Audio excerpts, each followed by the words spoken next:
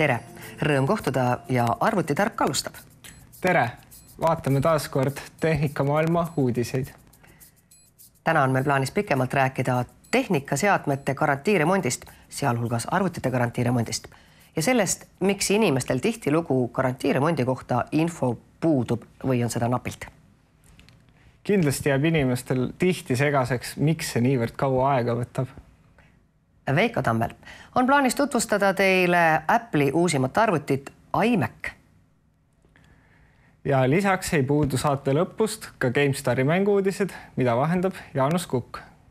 Ette rutates võib öelda, et seekord tutvustab Jaanus ka üht mängu, mis mõeldud ainult lastele. Kõigepealt aga siis. Esimese loona tutvustame Apple'i uut arvutit iMac.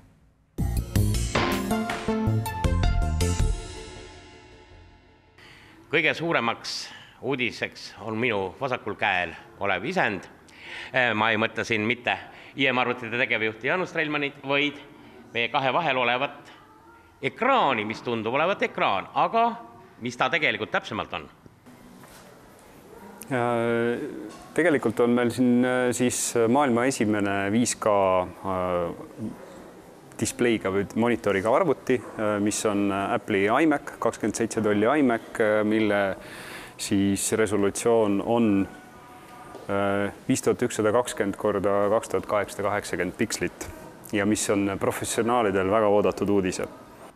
Et kui meil 4K neljakordistas 1920 korda 1080 Full HD, siis siin te olete juba neljakordistanud varem 27 tollisest tuntud paneeli 2560 korda 1440. See on nüüd neljakordiseks läinud. Jaa, no arusaadav, sellepärast, et selleks, et 4K materjali töödelda, on ju vaja kõigepealt saada see pilt siia ekraanile, pluss veel siis vajalikud tööriistad. Nii et. Masin on siis standardkonfiguratsiooniga siis saadaval 5K resolutsiooniga ekraan kindlasti.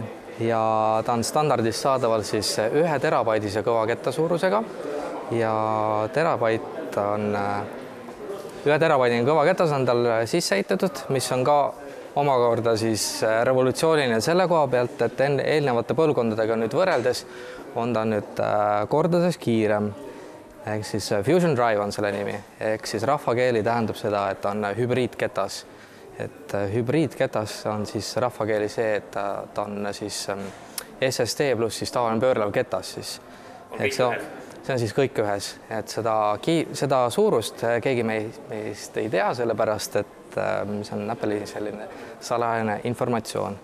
Aga sellegi poolest kõik need andmed, mis me kõik siin läbi töötleme, kõik see puhverdab läbi siis selle Fusion Drive'i ja see annab siis päris sellise väga hea mõnusa kiire siis boost'i arvutile, et kõik aplikatsioonid käivituvad siis palju kordades kiirem kui siis eelnevast siis eelkäijast iMaci 27 tollist.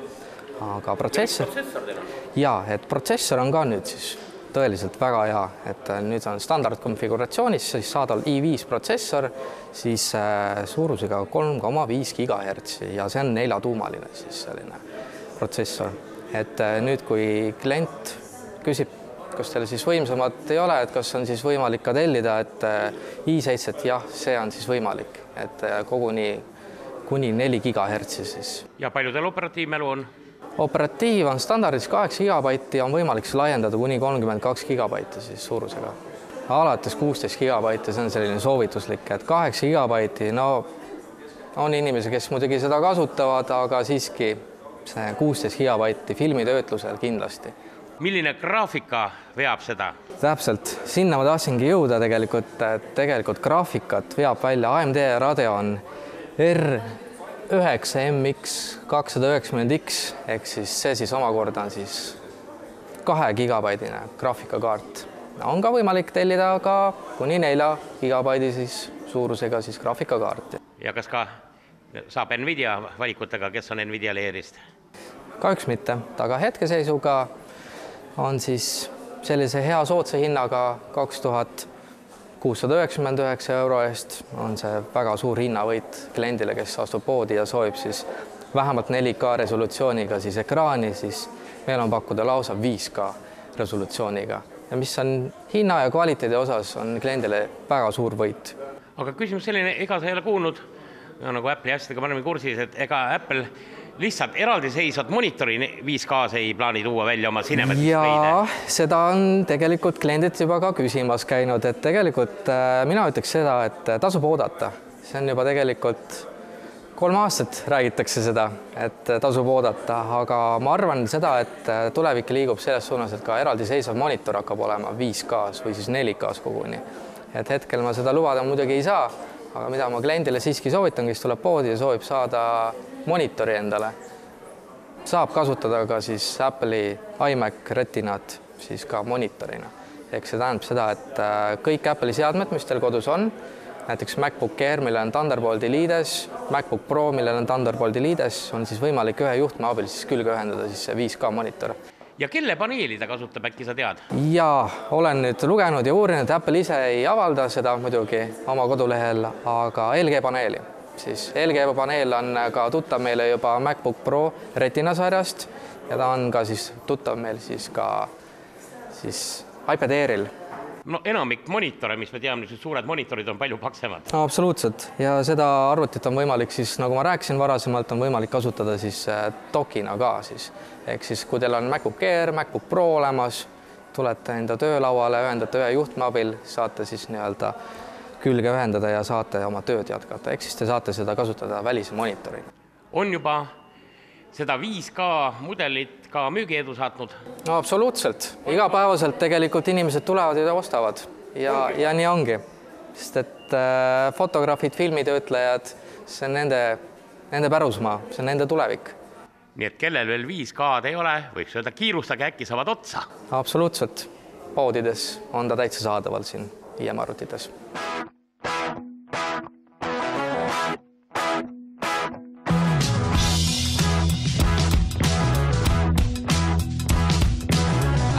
Wrong, but I might be right anyhow. I know I tried. I better leave, I better stop. I like the taste when it fills my soul. I'll tell you something I've never told anyone.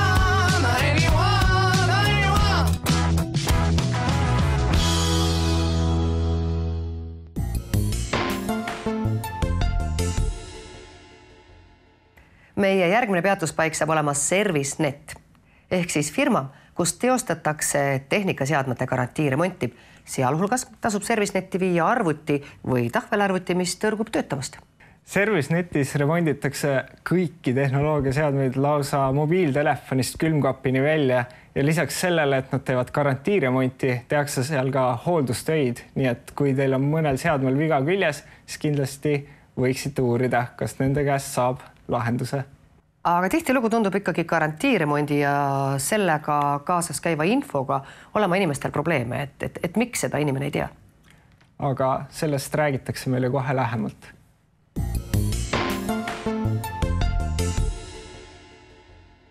Arvutitark on tulnud mõned majad edasi oma peakorterist. Oleme ikkagi Türi tänaval, aga nüüd seisame siin maja number 5 ees. Ja mis firmad siin elavad ja keda sa siin esindad? Siin on meil mitu firmat, on ServiceNet, Simson ServiceNet, MTTC, Infotech ja siis on ka eraldi Simson. Ja siis on veel väiksemad ettevõtted ka, kes tegelevad siis komponentide müügiga, aga see on juba eraldi teema. Aga teie peategevuseks on? Seadmete tehnika, seadmete remont. Alates mobiiltelefonitest, lõpetades külmkapiga. Vahele jäävad siis arvutid, sülearvutid, lauaarvutid, monitorid, telekad, printerid, mis iganes, eks ole? Külmkapid, pesumasinad, saumikserid, kõik, mis vahele jääb, kõike teeme.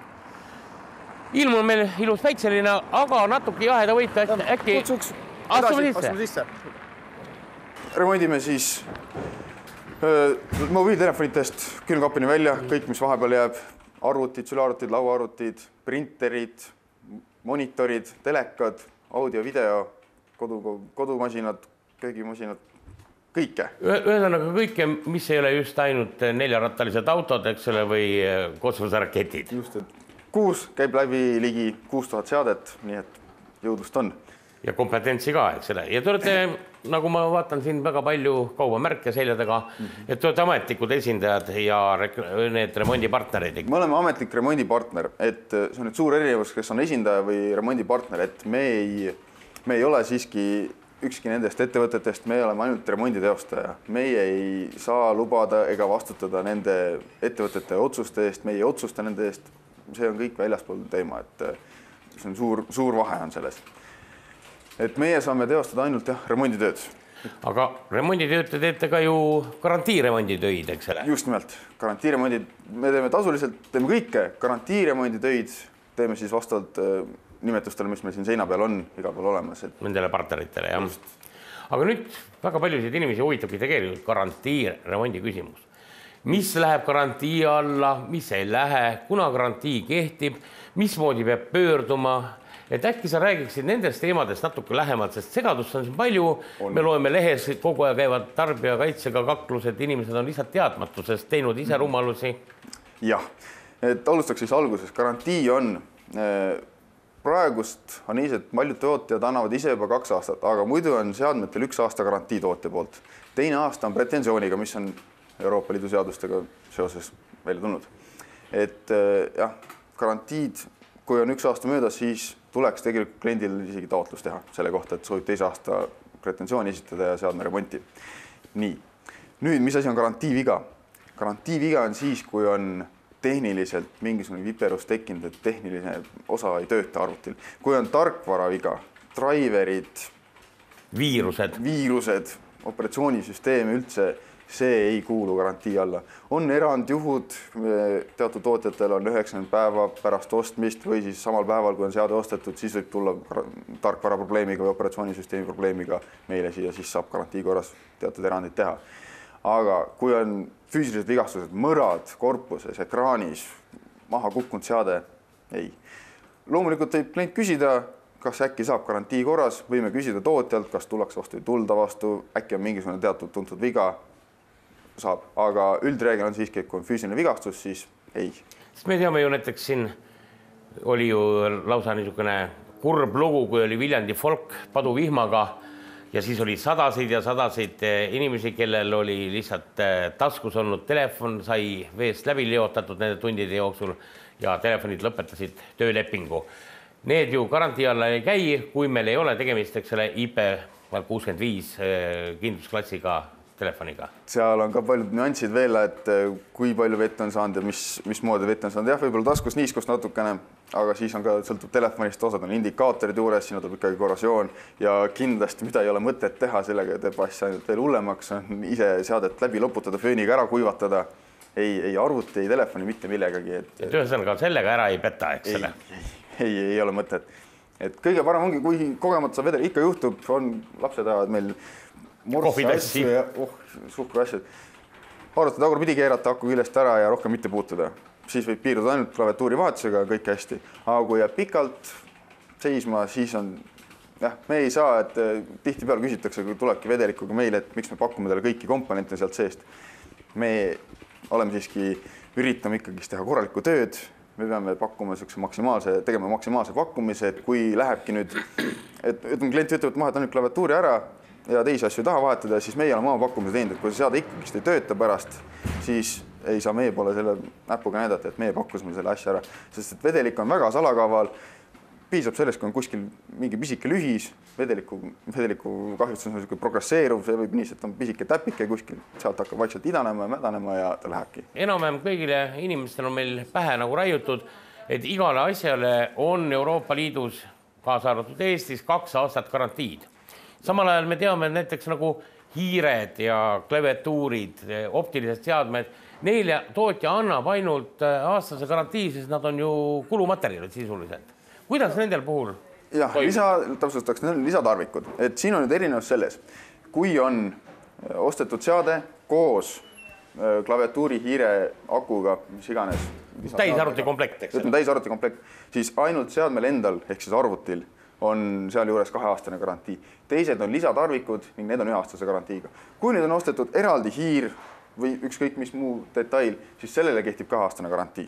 Vaatamata sellele, et tootja annab aasta ainult, eks ole?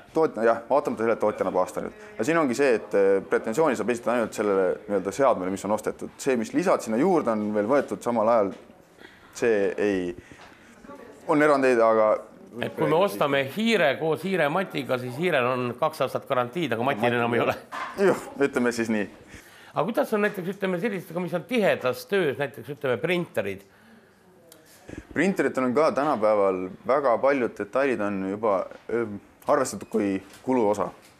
Ehk siis nii-öelda toonerid, aga toonetega kaasnevad ka siis nüüd mitmed rullikud juba ja nendel on eraldi tootjad, on printeritel pannud ära läbitrükist sõltuvalt kogused, kui nii palju on trükkinud, võt siis saab garantii läbi. Ja see on üldjuhul ka toote infolehel kirjas, et kindlasti tuleb lugeda juhendid läbi, et kindlasti printeri pakendeid. Meil tuleb väga tihti kliente, kes toovad printeri, ütlevad alles ostsin ja juba ei tööta.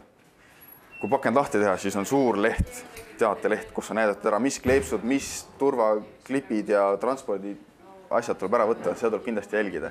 Et siin tulevad kliendid nõuavad, alles ostsin, nüüd tahan tagasi anda tootjale, ei taha seda seadet.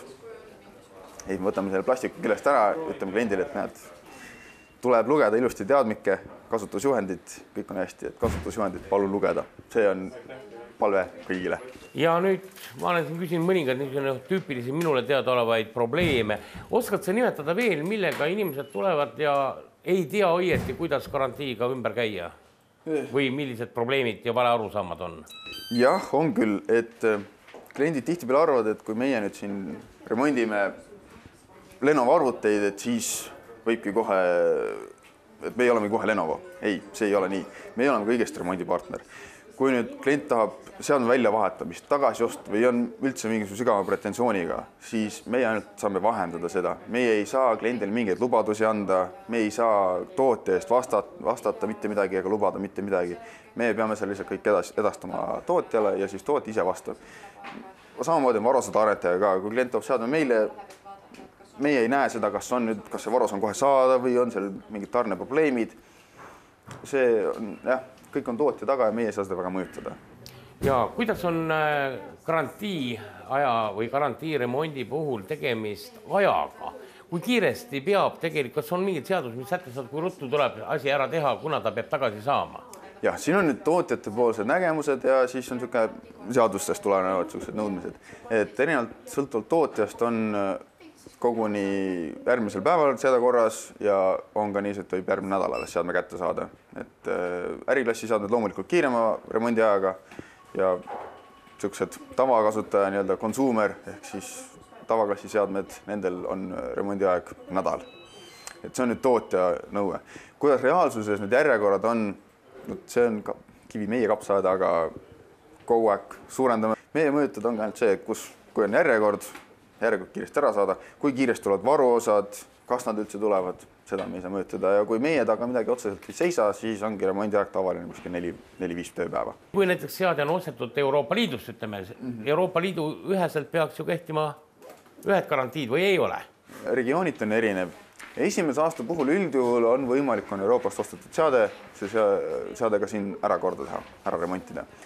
Aga siin on ka nüansid, et kui seadet teisest Euroopa riigist osta, siis tuleb jälgida, mis garantiiga ta on, kas tal on worldwide või mitte, just, et seal võib tekkida ka probleem, et kui on kuskilt siin X riigist, mis ei ole kõige just tuntum võib-olla või kõige Baltikumist väljaspool riik, juba Skandinaavia riik näiteks, siis võib tekkida seal probleeme, et on ainult selle regiooni oma, et siis probleem ei teki just mitte selle remontimisega, vaid me ei saa varuosi.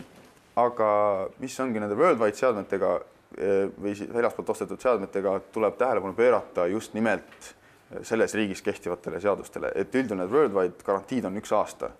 Kui on näiteks ostetud Soomest seade, Soomes on ka meil teada, et 2-aastane garantii peab olema, sellisega müüdud, siis saab selle 2 aastat garantiid.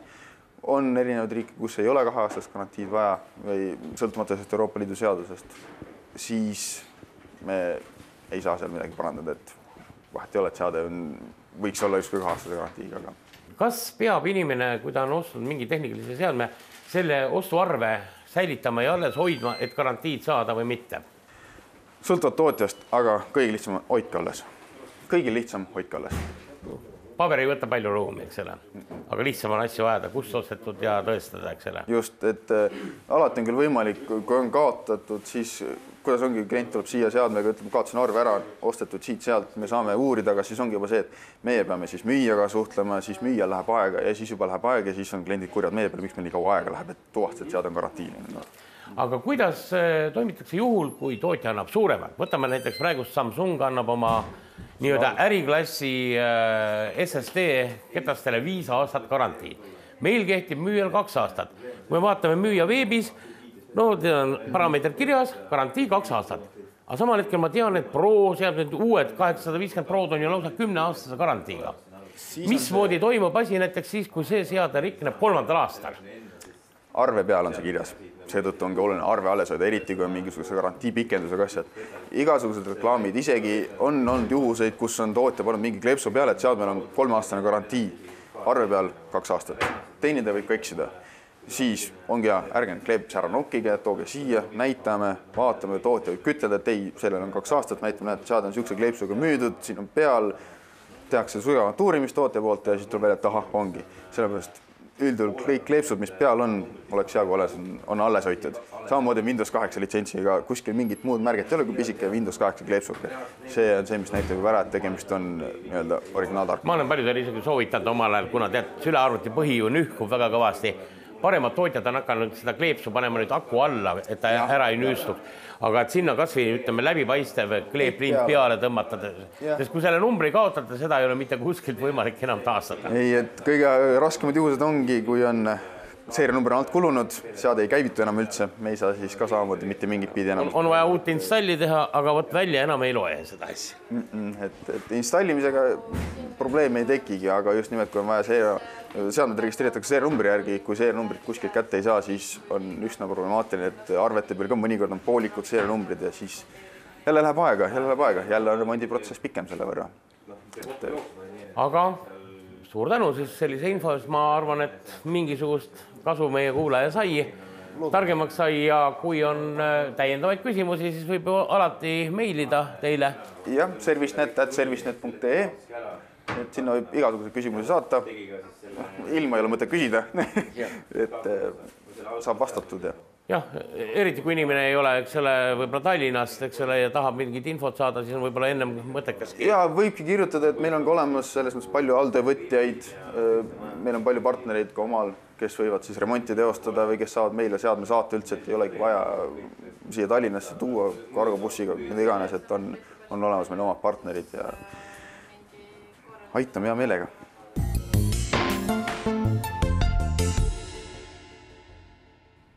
Ja nüüd on aeg tähelepanu pöörata arvutimängudega seotud elementidele meie selja taga. Siin on üks täna tutvustatava arvutimängu peategelane või? See ei ole peategelane, see on paha, ehk siis pahade peategelane. Aga Jaanus Kuke tutvustatavas videomängude rubriigis ei ole meil mitte ainult pahad tegelased, on ka päris häid. Muuhulgas tutvustatakse ka lastele mõeldud videomängu, millel nimeks see mäng on Rabbit Invasion, tegu on Raymani seeria kõige uusima mänguga. Ja nagu ikka kuulutatakse selle saate rubriigi lõpus välja ka järjekordne vaatajamäng, mille auhinnad siis siin meie selja taga.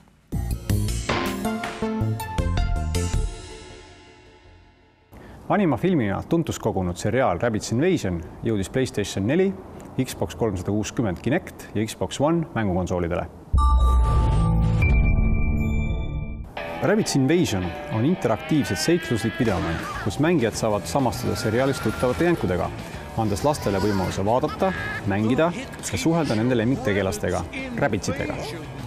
Lustakas seiklusmäng Rabbit Invasion toob meieni üle 20 interaktiivse episoodi, üle 400 tegevuse ja võimaluse mängida samaaegselt 4 mänguril. Rabbit Invasion on seltskondlik seiklusmäng ja parimaks meelelahutajaks pimedateks sügisõhtuteks. And invite them to join the fun in your living room with augmented reality. Rabbids Invasion, the interactive TV show, is now a video game coming to Xbox One, Connect for Xbox 360 and PS4. Juba 2. detsembril jõuab müügile unikaalne võrgumäng The Crew.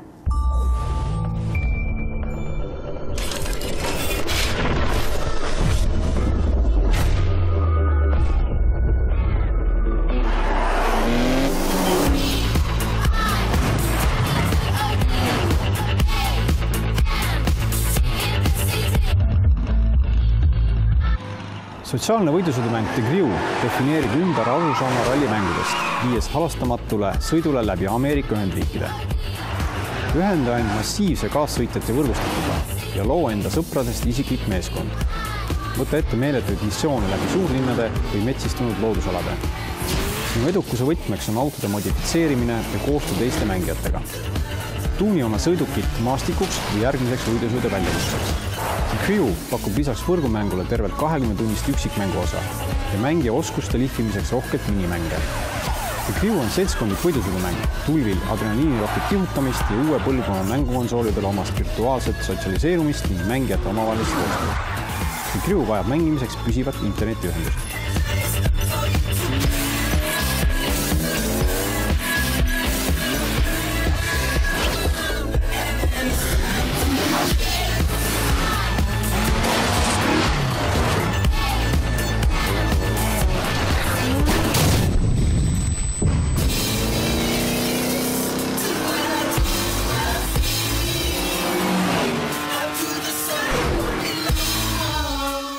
Rollimängude sõpradele ilmus eelmisel nädalal action-rollikas Dragon Age Inquisition.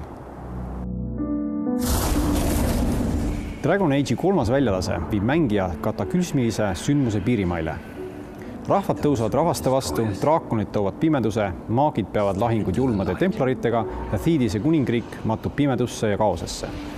Sinu ja su legendaarsetest kangelastest koosnev seltskond peab taastama korra, alustades jahti kaose tekitajatele ja juhtises inkvisitsiooni. Sidemed kujunevad ja hävinevad ajal, kui jaht tõele nõuab oma tasu. The world is tearing itself apart.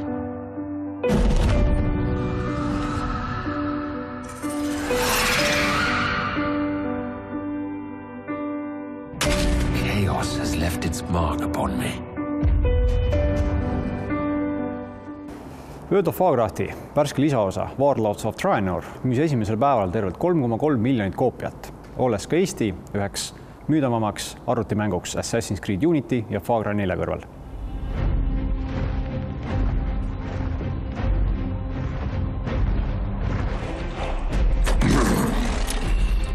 Drink, Hellscream.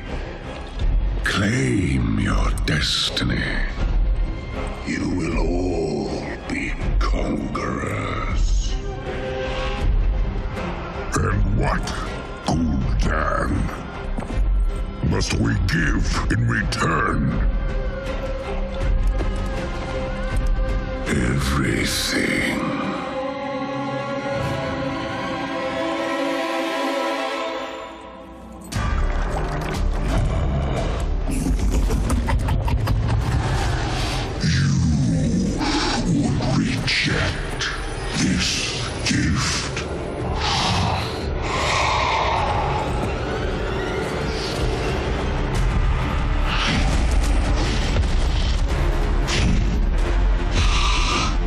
Did you bring these mongrels here?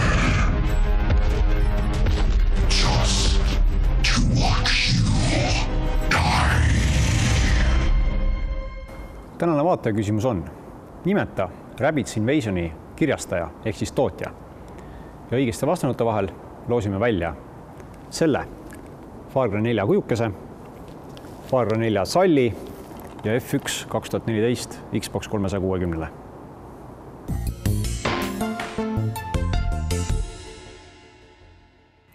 Nii meie saade hakkabki läbi saama. Ja nagu ikka, ootame õigeid vastuseid mängurubriigile siis aadressil tv@arvutitark.ee. Ja robotisõbrad, kindlasti ärge unustage külastamast see nädalavahetus Robotexi, mis toimub 29 ja 30 november, mõlemal päeval algusega 9:30. Tallinna Tehnikaülikooli spordihoones saab siis tõesti teoks järjekordne Baltimaade suurim robotite võistlus Robotex, mis väidetavalt peaks sel aastal lööma mitmeid rekordeid. Arvutitark on aga jälle eetris järgmine teisipäev. Aitäh täna vaatamast ja kohtumiseni! Kohtumiseni!